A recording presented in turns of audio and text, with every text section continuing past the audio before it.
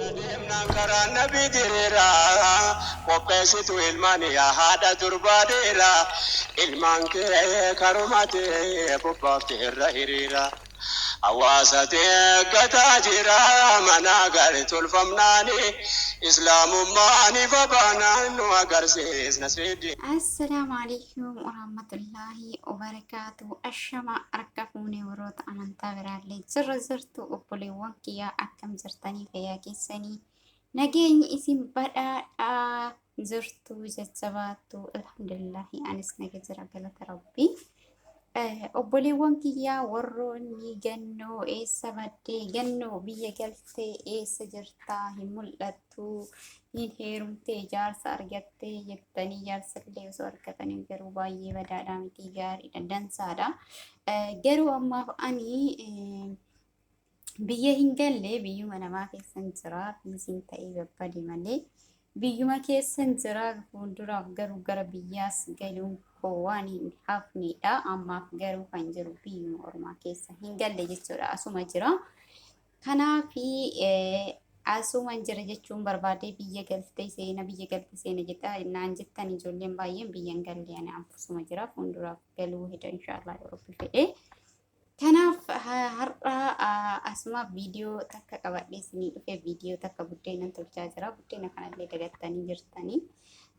Har'a biyya keenyatti waan gurguddaa akka qal'isanii cilfaa osoo hin taane kopheedhaan horaa baasii agarsiisanii biyya namaa keessatti adda nyaanna waan ta'eef maatii bira hin jirru waanuma xiqqoo godhannee cilfamaan fayyadamna jechuudha. Cilfaa fayyadamoo jedhu lixii qal'isee yeroo wanti qicadhuun jechuun barbaadeeti kan buusuu maraka jiidha.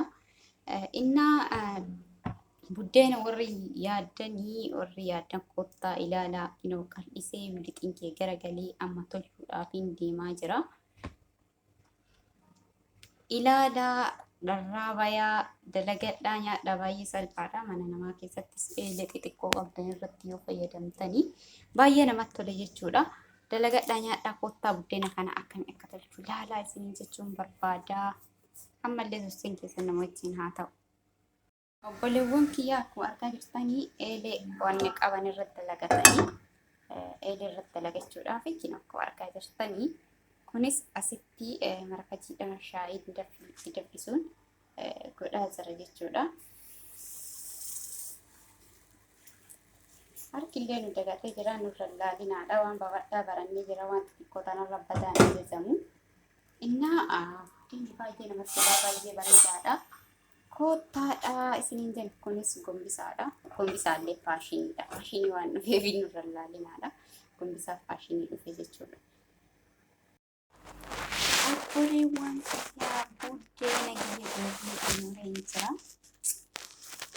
Biyya yabbata jechuun keessanii akkuma yabbachuu isaa isaanii feelan xiqqoo waan taatee walitti waan qabdu yeroo ati buustu diriiraa waan taane walitti gadi dhiiga. Oke, kana ba'aan kinuusidha. Akkanaa miti buddeenni sidaa akka kan keessatti bareeduu qaba. Asiin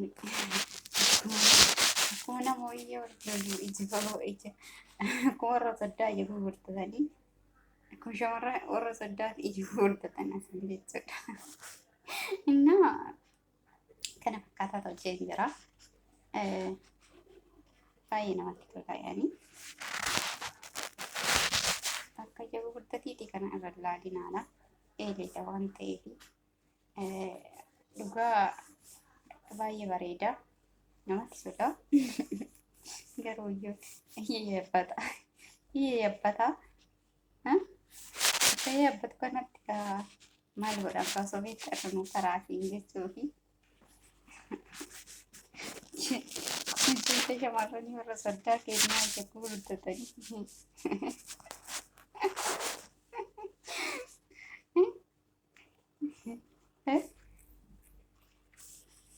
Waan jedhamu bareeda. Gugudhaa tottolchaa bareechaa nyaadhaa hojjechaa nyaata baay'ee dabalanii rakkoodha. Xiyyaarri gara Itoophiyaa deebi'ee baay'ee argamu waan ta'eef gatii kanaaf immoo buddeena nyaadhaa buddeena godhadhaa buddeena keessa nyaadhaa. Asii darbuu.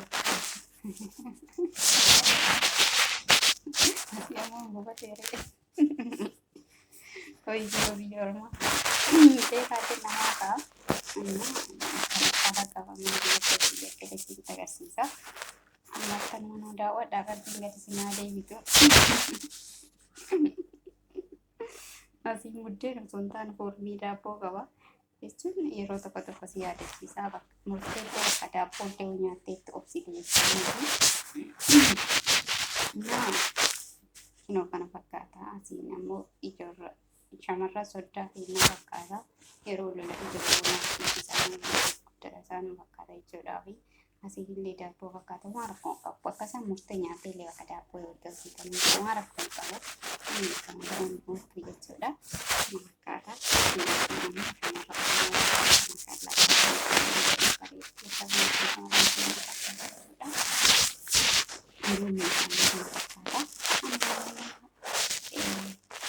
Gahee kiyyan qonni xiqqoo hojjetadhe baay'ee hojjennee akka nyaata waan baay'ee hojjedhe baay'ee illee nyaadhe rakkoo dhabuudhaaf furdadha waan ta'eef roobsallettuu sun afeenii nyaattee akkana gahee bunnaan jedhanii yaarallee guddiidha baay'ee yaani gaafa gaafa siyaasa hojjetamee tarii keessatti kanumaa odeeffannoo biyyaa asumaan hundisuuf kiyya keessaa naa dhageessanii dhaabbatee kanaaf haayikaa yennoo hojii yennoo maaltaatii maal jettanii buddeena hojjetaa biyya waan diimaa buddeena hojjetii waa foon abbaatee fi akkasumas kaffalchachuu humna godhatee godhamuudhaa fi hangalee dhiibbootaa hin ayiidhaa hin haamee horii bobbaa jira bobbaasee gachuu jira gachuu ilmu jira yaani waan hedduutu waan ta'eef kana hundumaayyuu danda'uudhaaf kana hundumaayyuu gochuudhaaf shunkurtii dhaabuu jira qullubbii dhaabuu jira uumama dhaabuu jira dhaabanii dhiisoo osoo hin taane tokkotu jira aramuu jira aramaa horii haamuu jira yaani maqaa ni beektan kana ammoo kana gosa asirratti hojjechuudhaaf isa hundumaayyuu oomishachuudhaaf gabaree jabduu ta'uudhaaf ammoo kana hojjetee nyaadhee dhiisaa kana irra taraa daabboo obsa daabboo jechuudha. Gochuudhaaf isa san akka jedhamuudha. Nyaadhee dhugee jecha baadhee gadi bu'uu barbaada isiniin jedha sabbataan garaa keenya gadi bu'uu fi waa baay'ee nama eeggata. Hedduun eegaa jira. Asmaraa irratti galmeerina. Kanaaf asumaan irra ilaalinaa viidiyoo kana kan ishee fi daawwata sagalee fiilii irraa kan ishee viidiyoo walii kan galmeericha viidiyoo kana isin dubbisuuf keessan ishee buddeena illee isin agarsiisuuf osoo hin taane keessatti maxxansu ta'een dhufee asumaan nasi madhaa yoo danda'aman hin deebi'a inshaallah akka deebi'u abdiin qaba. Isiniin jedha obboleewwan koo viidiyoo kana laayik sheer godhaa akka daawwatan godhaa.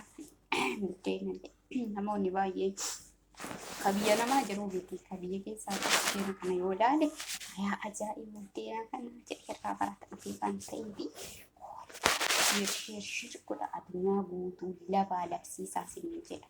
Kanaafuu irraa barata waan ta'e buddeen kun akkana bareeda yaa gannoo akkamitti bareedame akkami hojjettee